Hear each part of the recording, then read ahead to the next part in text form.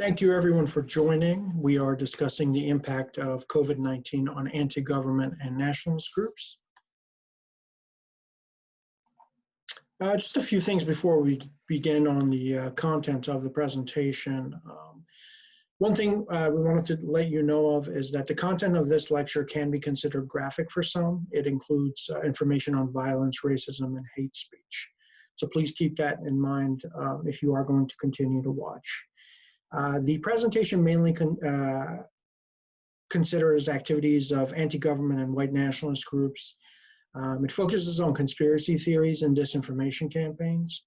And please keep in mind that because COVID-19 events develop so rapidly, the information covered in any presentation on COVID-19 can quickly be outdated, even perhaps as soon as the next day. So for the purposes of this presentation, I've elected to focus on more strategic trends and causes. A couple of other notes on terminology. Coronavirus is a term used to describe a family of viruses. COVID-19 is the disease caused by the novel or new coronavirus. And the virus that causes COVID-19 has been named SARS-CoV-2. To save space for this presentation, you'll notice that I've abbreviated coronavirus or COVID to just COV, COV. And that's how I'll try to refer to it as much as possible. Let's start with the known global impacts of COVID-19. There are three main categories of the impacts. One is economic, one social, and one is political. Of course, there are health implications as well. We're not necessarily going to discuss for this presentation. And you may notice if you've watched previous presentations, these three categories are repeat. But a little bit drilled down into it. Economic, it includes some impacts on unemployment, obviously, shrinking GDPs, decreased trade and travel because of the different lockdowns and border closings.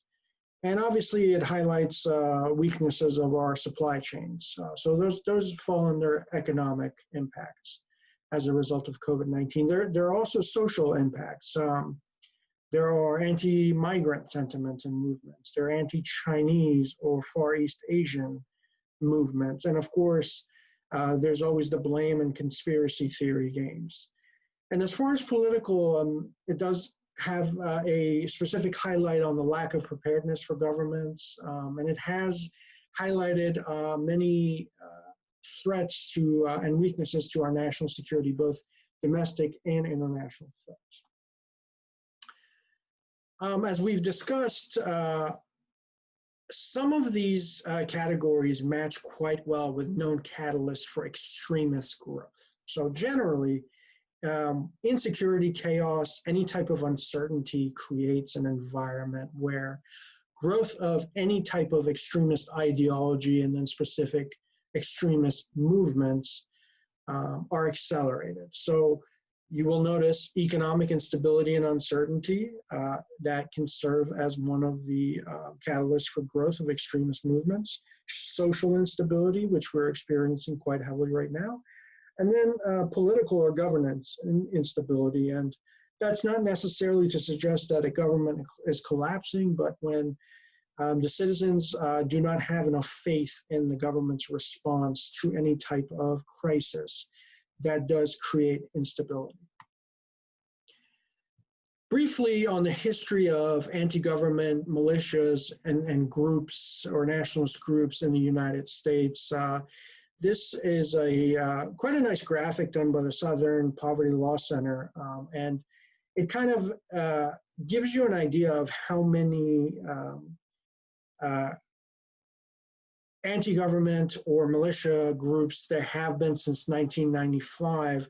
And it also gives you a nice representation of the timeline and the increases and the decreases that I face. So obviously you can see in the mid-1990s, going back to even 1990, there were quite a lot of anti-government movements popping up around the country. This is represented by things like the Waco incident. And then we see a little bit of a leveling off and decrease until the election of President Barack Obama. And then there was a surge again in anti-government and anti-government militia groups. And again, you see the representation, and it somewhat has started to decline. And this graphic in particular shows trends until 2019. Of course, as we'll learn in this presentation, there may in fact be an increase in anti-government militias and groups in 2020 as one of the byproducts of the COVID-19 pandemic. And again, on some of the historical trends from 2014 to 2019, there's a nice breakdown again by the Southern Poverty Law Center of militia groups and other types of patriot groups. And you do see that in 2018, there was an increase of militia groups. And it's kind of remained the same. It went from 35 identified groups to 31 in 2019, but very curious to see what 2020 figures will show. So we've established that anti-government and nationalist groups are nothing new in the United States and in fact in the world. What I want to discuss next is disinformation campaigns and in particular conspiracy theories that are being promoted as a result of the COVID-19 pandemic.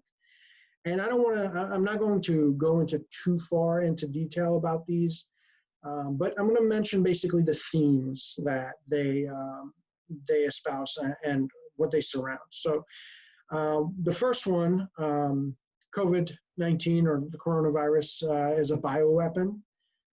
That has been a rather large disinformation campaign, and a lot of conspiracy theories are surrounding that. And, you know, it depends on where you are in the world, who you talk to, but it could be created by several different entities. Some say it was created by China. Some people say it was created by the United States. Some say Russia. There are entities out there that say it was a joint venture between Russia, or rather the United States and China. And related to the next one, coronavirus is created by either the ultra-rich, the deep state, Bill Gates, George Soros. And some of these conspiracy theories also state that whoever they espouse that created these viruses also has the cure, just saving it.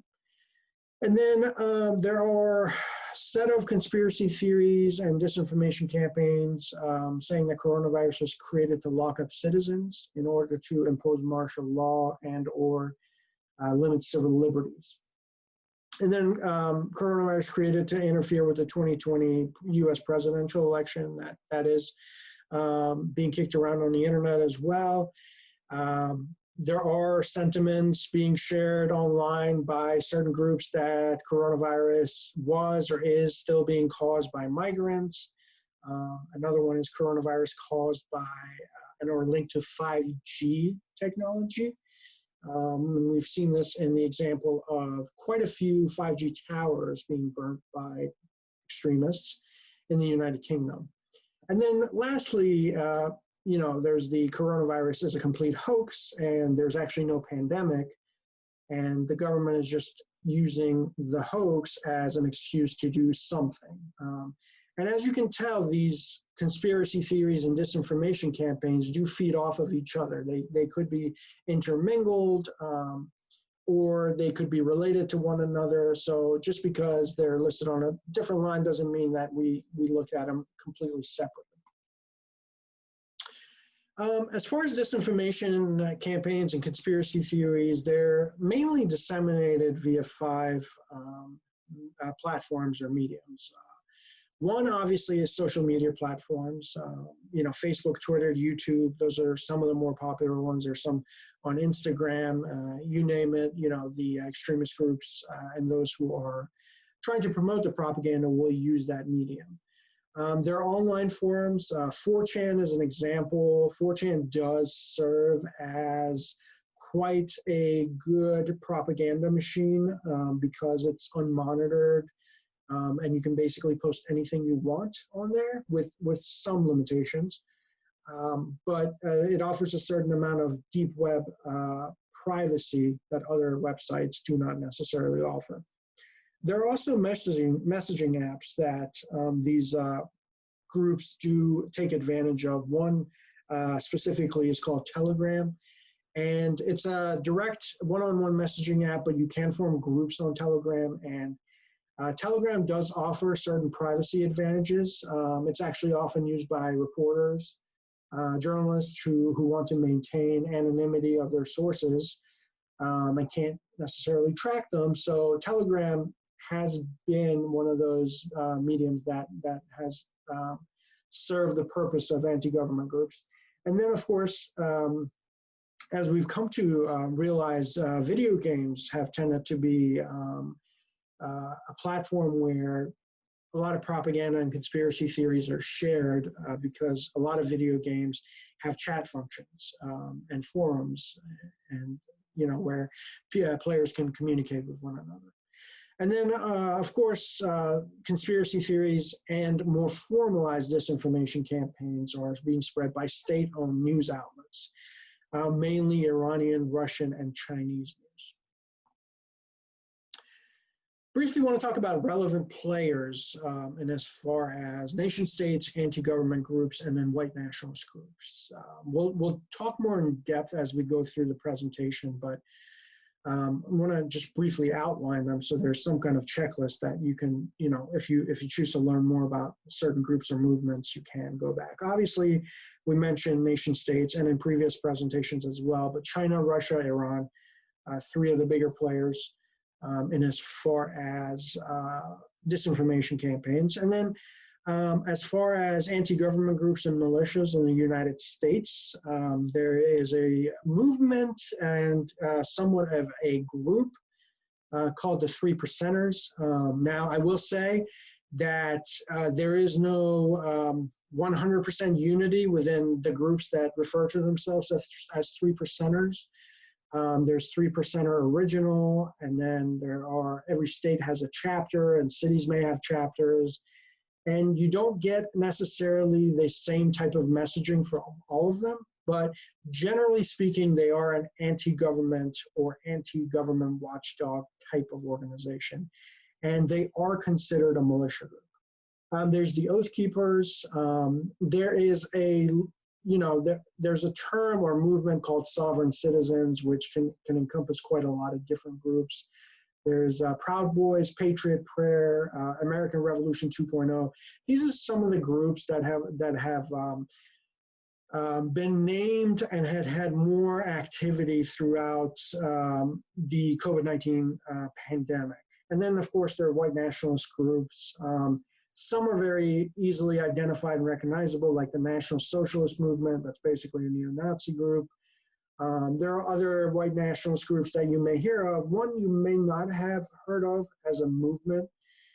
Again, loosely termed a group of organizations with like-minded ideology called the Boogaloo Movement.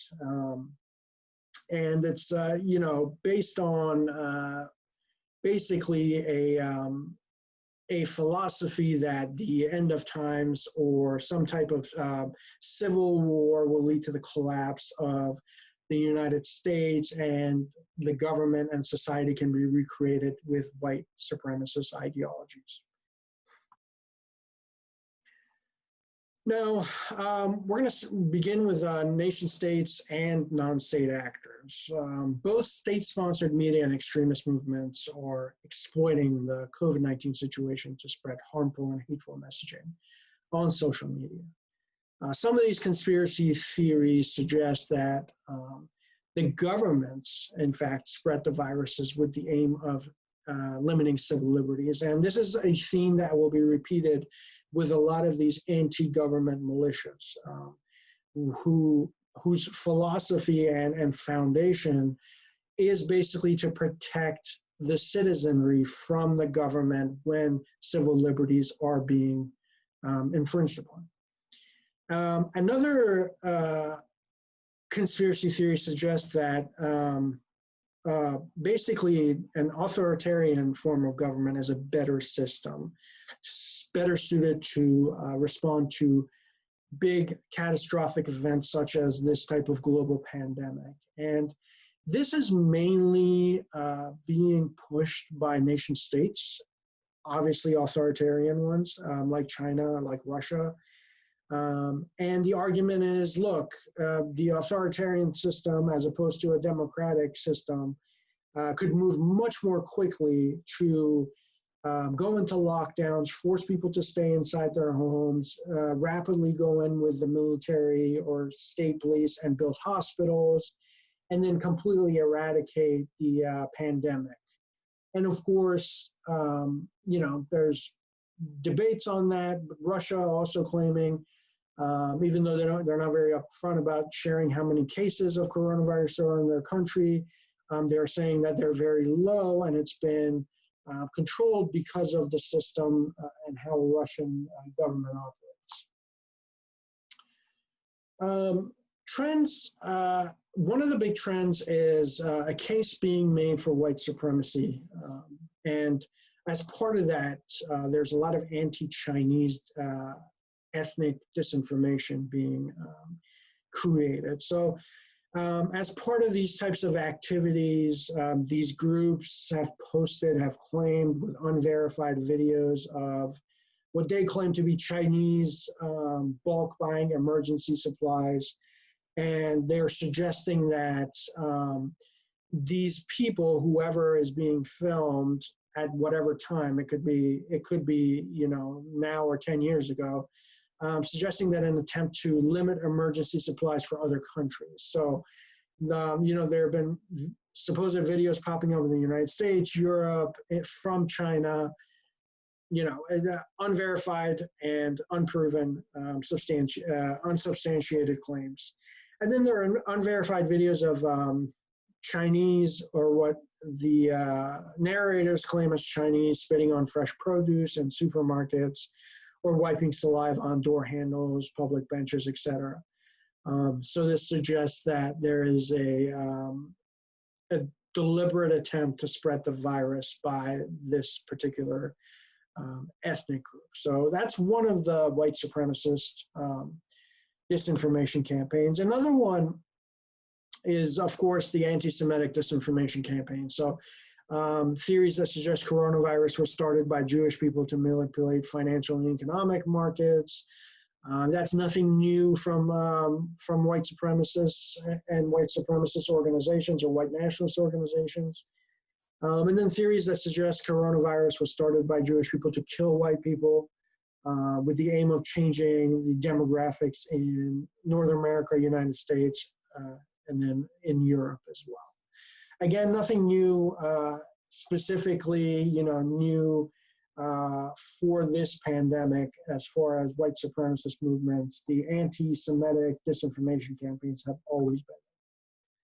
And then there is the white supremacists making a case for anti-migrant movements and disinformation. So they suggest that the migrant routes in Greece and Turkey, and then Mexico and the United States border, will help serve as vectors for the transmission of the viruses. So they're saying we need to shut down all these borders altogether to limit the spread or stop the spread. And then there's a suggestion that immigrants and minorities will use the coronavirus to riot. We've seen a lot of this type of propaganda in European countries where they're trying to scare people, unsubstantiated again, with rumors that the immigrant communities or the minority communities are using this as an excuse or are going to start rioting.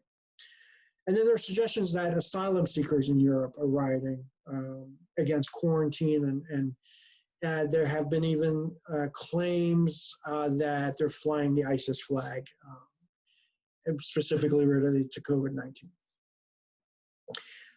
When it comes to combining the propaganda campaigns coming from white supremacist organizations, they're not just conspiracy theories or disinformation campaigns. There actually are calls for action.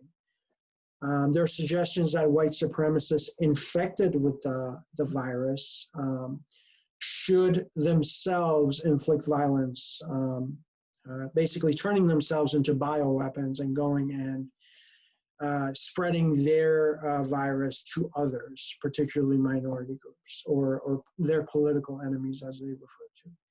And then US federal investigators have actually learned of white supremacists that plan to use coronavirus as a bioweapon against non-white people. They specifically, in certain papers, listed Jewish and Muslim communities and places of worship as targets. And then there are calls for followers to capitalize on pressures caused by the coronavirus, the COVID-19 pandemic, onto our public services. So they're saying, hey, emergency services are less likely or less able to respond right now, so it's a good time to go after soft targets. And unfortunately, hospitals where coronavirus patients are being treated have been identified by extremist groups as one of those soft targets. These are some of the images that are being posted online on the different platforms. On the left, you see a coronavirus kind of graphic poster. And it may not be super clear, but it's basically a person in a limited hazmat suit covering their face, and there's a rifle in their hand. And then obviously on the right, there's a hazmat suit that they're wearing with a mask and a rifle. And different messages appear with these types of pictures, but basically these are calls for actions or calls to be prepared to take action. This post in particular actually comes from Telegram, and I'm not going to read it all, but you know, giving you time to read it. Basically, a racist diatribe of a person by the name of Timothy in one of the southern states that actually was shot by FBI agents because he was about to carry out an attack on a hospital where coronavirus patients were being treated. So this is basically someone, you know, not only reading into the disinformation campaigns, but actually responding to one of the calls for action. Democracy is a failure. That's another trend that we're seeing that's continuing through disinformation campaigns, and then again for calls for action. There's a movement rather called Acceleration-ism or Accelerationist-ists, which basically a movement that promotes the idea that democratic or democracy, democratic societies or democracies is a failure, and that groups should accelerate its end through mobilizing social conflict and violence. So we discussed the Boogaloo movement and those types of groups. This is particularly one of them, and this originally, I believe, started as anti-capitalist movement, basically saying that capitalism was going to lead to the collapse of civilization.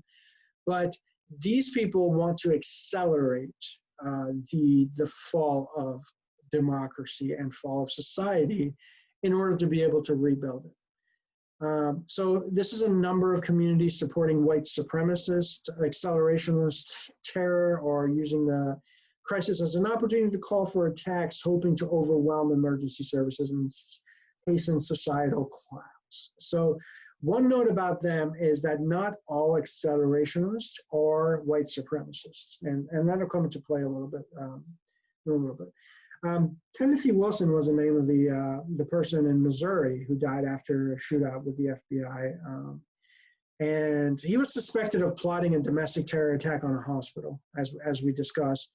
And I believe he was going to use explosives to carry that attack out. FBI officials stated that he was motivated by racist and anti-government belief.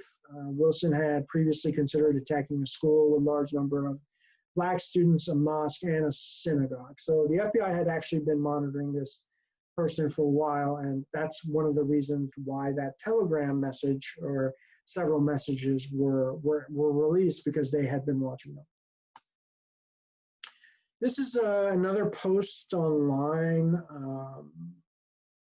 basically discussing the fact that the National Guard being called in, and again, this is somewhat of an accelerationist ideology that because civil liberties are being infringed upon or limited at least because of the lockdowns, because businesses are being closed, for social distancing reasons and to limit the spread, National Guard is being called in. They like this. They think, they refer to this as the storm that's brewing and coming.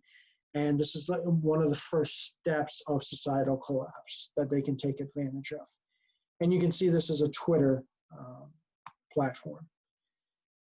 There are other, graphics that I wanted to show. The one on the left is discussing goals.